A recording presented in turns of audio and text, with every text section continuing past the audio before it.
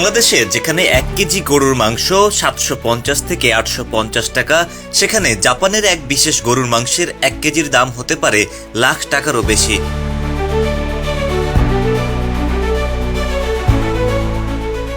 Wagyu মানে জাপানি গরু। সব জাপানি গরু ওয়াগু নয়, শুধু 4টি নির্দিষ্ট জাতকে এই শ্রেণীতে ধরা হয়, যার মধ্যে সবচেয়ে বিখ্যাত জাপানিজ ব্ল্যাক।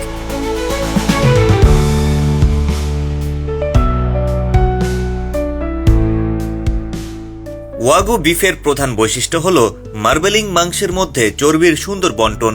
এই চর্বি মাংসকে করে তোলে অত্যন্ত কোমল, রসালো ও সুগন্ধি।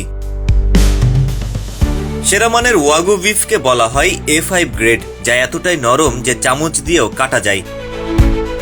এই গরুগুলোকে অত্যন্ত যত্নে লালন পালন করা হয়। বিশেষ খাদ্য, নিয়মিত পর্যবেক্ষণ এবং নিখুঁত পরিচর্যার মাধ্যমে এদের পালন করা হয়। জাপানে ওয়াগু গরু জাতীয় সম্পদ হিসেবে বিবেচিত এবং এর রপ্তানি কঠোরভাবে নিয়ন্ত্রিত।